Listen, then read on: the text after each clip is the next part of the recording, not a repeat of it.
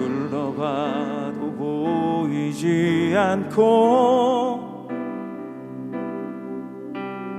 막혀버린 삶의 현실들 가슴 속에 시린 눈물과 두려움에 지쳐버린 내 삶 아픔 속에 서 있는 내게 안타까워 손 내미시네 눈을 뜨니 주님 계시네 나를 안고 내 길로 날 인도하시네 지금 이 자리에서 주를 바라보며 지금 이 자리에서 주가 영광 받으시도록 주께 승복하리라 주께 나가리라 지금 이 자리에서 살아내리라. 하나님이 우리를 구원하사 거룩하신 소명으로 부르심은 우리의 행위대로 하심이 아니요 오직 자기의 뜻과 영원 전부터 그리스도 예수 안에서 우리에게 주신 은혜대로 하심이라. 이제는 우리 구주 그리스도 예수의 나타나심으로 말미암아 나타났으니 그는 사망을 패하시고 복음으로서 생명과 썩지 아니할 것을 드러내신지라. 내가 이 복음을 위하여 선포자와 사도와 교사로 세우심을 입었노라. 이로 말미암아 내가 또 이 고난을 받되 부끄러워하지 아니함은 내가 믿는 자를 내가 알고 또한 내가 의탁한 것을 그날까지 그가 능히 지키실 줄을 확신함이라. 너는 그리스도 예수 안에 있는 믿음과 사랑으로서 내게 들은 바 바른 말을 본받아 지키고 우리 안에 거하시는 성령으로 말미암아 내게 부탁한 아름다운 것을 지키라. 아시아에 있는 모든 사람이 나를 버린 이 일을 네가 아나니 그 중에는 부겔로와 허모게네도 있느니라. 원하건대 주께서 오네시보로의 집에 긍휼을 베푸시옵소서. 그가 나를 자주 격려해주고 내가 사슬에 매인 것을 부끄러워하지 아니하고 로마에 있을 때 나를 부지런히 찾아와 만났습니다. 원하건대 주께서 그로 하여금 그날의 주의 긍휼을 입게 하여 주옵소서. 또 그가 에베소에서 많이 봉사한 것을 네가 잘 아느니라.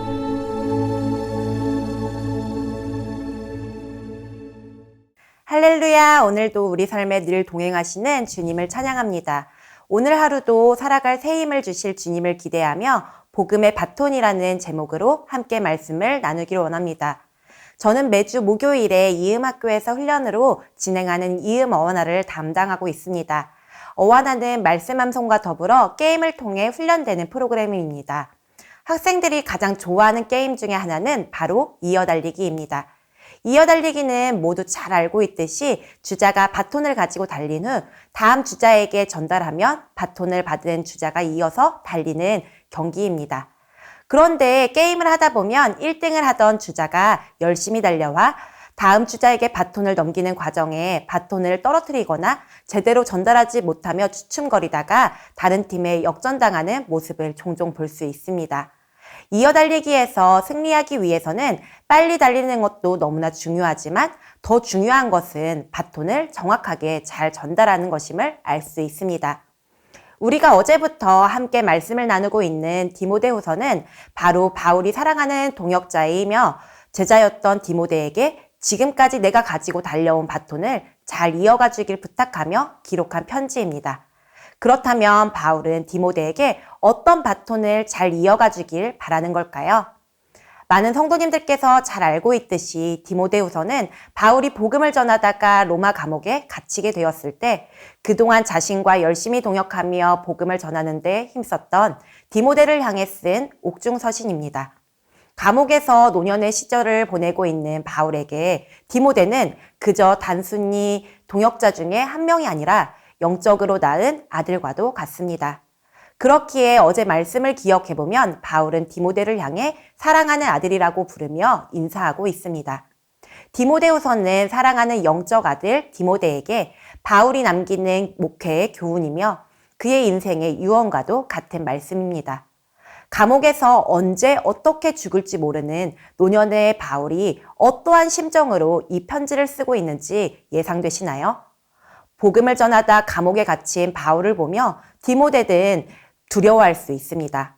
또한 디모데가 목회하고 있는 에베소 교회가 영지주의를 비롯한 여러 이단들로부터 늘 위협을 당하고 있기 때문에 감옥에 갇혀 있지만 아비의 마음으로 바울은 디모데를 걱정하고 있습니다. 바울은 자신의 뒤를 이어 목회에 전념하고 있는 영적 아들 디모데의 상황을 너무나 잘 알고 있기 때문에 그의 사역을 격려하고 용기를 북돋아 주려 합니다. 그리고 오늘 본문을 통해 다시 한번 정확하게 디모데는 이어지길 바라는 바톤이 무엇인지 그리고 그 바톤을 어떻게 이어가야 되는지 설명하며 디모데에게 사명을 재확인시켜주고 있습니다. 오늘의 본문은 이렇게 시작하고 있습니다. 하나님이 우리를 구원하사 거룩하신 소명으로 부르심은 우리의 행위대로 하심이 아니요 오직 자기의 뜻과 영원 전부터 그리스도 예수 안에서 우리에게 주신 은혜대로 하심이라. 이제는 우리 구주 그리스도 예수의 나타나심으로 말미암아 나타났으니 그는 사망을 패하시고 복음으로써 생명과 썩지 아니할 것을 드러내신지라. 바울은 자신이 지금까지 무엇을 위해 살아왔는지 그리고 이것이 무엇인지 명확하게 말씀하고 있습니다. 그것은 바로 복음입니다. 바울은 디모데에게 우리를 구원하신 구원의 주체가 누구신지 설명하고 있습니다. 그분은 바로 하나님이십니다. 구원의 단어적 뜻은 위협에서부터 안전하게 되어지고 병으로부터 회복되어지듯 우리가 위험한 상황에서 벗어날 수 있게 되는 것을 의미합니다. 마치 모세가 바로왕의 손에 죽임을 당할 수밖에 없는 위험한 순간에 갈대상자라는 보호 아래 안전하게 될 수 있었던 것처럼 말이지요. 그런데 이 구원은 내가 방법을 찾거나 자신의 힘과 노력으로 얻어지는 것이 아니었습니다. 온전히 하나님의 주권 아래 우리는 구원을 받을 수 있게 되었습니다. 우리를 사랑하시는 하나님께서 그 어떠한 대가를 바라지 않고 예수님을 이 땅에 나타내심으로 이뤄진 특별한 은혜입니다. 영원 전부터 계획되어 있었던 하나님의 구원 계획이 예수님의 나타나심으로 실현되었습니다. 그 계획은 영원히 죽을 수밖에 없는 사망을 패하시기 위해 십자가에서 모든 인간의 죄를 대신해서 죽으시고 부활하시고 승천하신 예수님으로 인해 성취되었습니다. 우리는 더 이상 죽음의 대상에서 벗어날 수 있게 되었습니다. 우리는 예수님을 믿음으로 그분과 같이 부활의 몸을 덧입게 되어집니다. 더 이상 예수 그리스도로 인해 생명을 얻은 자는 사망으로 인해 썩지 않게 되었습니다. 바로 우리 안에 예수 그리스도의 생명이 있기 때문입니다. 예수 그리스도를 믿음으로 그 어떤 대가 없이 무상의 선물로 생명을 받게 되는 것. 그것이 바로 은혜입니다. 바울은 이 복음을 디모데가 알고 있지만 꼭 기억해야 되기에 한 번 더 강조해서 언급하고 있는 것입니다. 바로 그리스도인인 우리가 먼저 분명하게 알고 분명하게 믿어야 되는 것입니다. 그리고 바울은 자신이 이 복음을 따라 살았을 때 어떠한 부르심으로 나아갔는지 어떤 자세로 나아갔는지 디모데에게 설명합니다. 11절 12절의 말씀입니다. 내가 이 복음을 위하여 선포자와 사도와 교사로 세우심을 입었노라. 이로 말미암아 내가 또 이 고난을 받되 부끄러워하지 아니함은 내가 믿는 자를 내가 알고 또한 내가 의탁한 것을 그날까지 그가 능히 지키실 줄을 확신함이라. 바울은 복음을 전하는 목회자로서의 세 가지 직분을 언급하는데 이 직분은 선포자, 사도, 교사입니다. 첫 번째 직분인 선포자는 헬라 사회에서 정부에 공식 문서를 전달하는 사람 또는 주인의 명을 받아서 심부름을 하던 사람들이었습니다. 헬라인들에게는 정치와 종교가 분리될 수 없는 것이기에 선포자들은 신들의 보호를 받는 것으로 여겨 그들의 메시지가 탐탁지 않은 내용이라 할지라도 시민들은 선포자를 환대해야만 했습니다. 오늘 본문에서 바울이 말하는 선포자는 하나님의 명을 받아 선포하는 사람을 말합니다. 목회자는 그런 역할을 해야 한다는 것이지요. 두 번째 직분인 사도는 특별한 사명을 위해서 파송된 사람입니다. 사도는 앞서 이야기했던 선포자와 같이 누군가의 명을 받아 보냄을 받았으나 그저 선포하는 것을 뛰어넘어 보내신 이의 뜻을 이루어야 하는 사람입니다. 또한 사도는 보낸 사람을 대신하여 결정을 내릴 특별한 권한도 있는 사람입니다.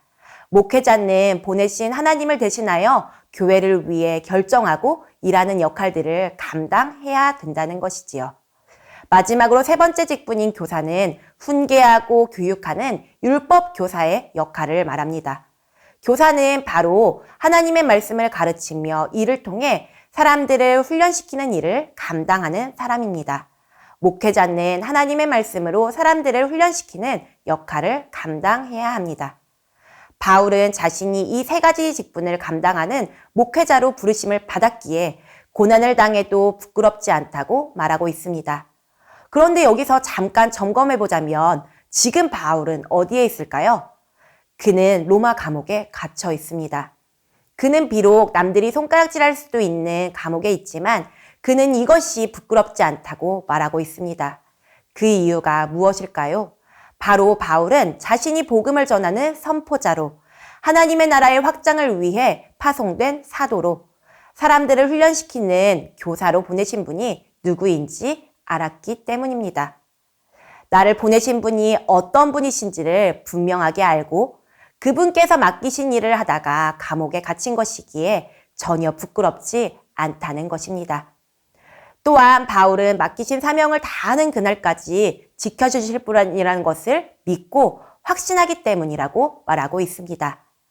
바울을 복음으로 구원하셨고 거룩한 소명을 주셔서 세우신 예수님은 어떤 분이십니까? 우리의 죄로 인해 사망에 이를 수밖에 없는 죄인인 우리를 생명의 길로 인도해 주시는 분이십니다. 그러한 능력의 주님께서 나와 함께 하시고 사명을 감당하는 그 모든 순간 나를 지켜주시는 분이심을 알기에 자신이 감옥에 있어도 부끄럽지 않다고 바울은 이야기하는 것입니다. 바울은 이렇게 복음으로 살아왔던 자신의 모습을 디모데에게 알려주었습니다. 그리고 바울은 디모데에게 이제는 이 복음의 바톤을 이어가 주길 바라며 전달합니다. 그렇다면 복음의 바톤을 전달받고 디모데는 어떠한 자세로 살아가야 되는 것일까요? 너는 그리스도 예수 안에 있는 믿음과 사랑으로서 내게 들은 바 바른 말을 본받아 지키고 우리 안에 거하시는 성령으로 말미암아 내게 부탁한 아름다운 것을 지키라.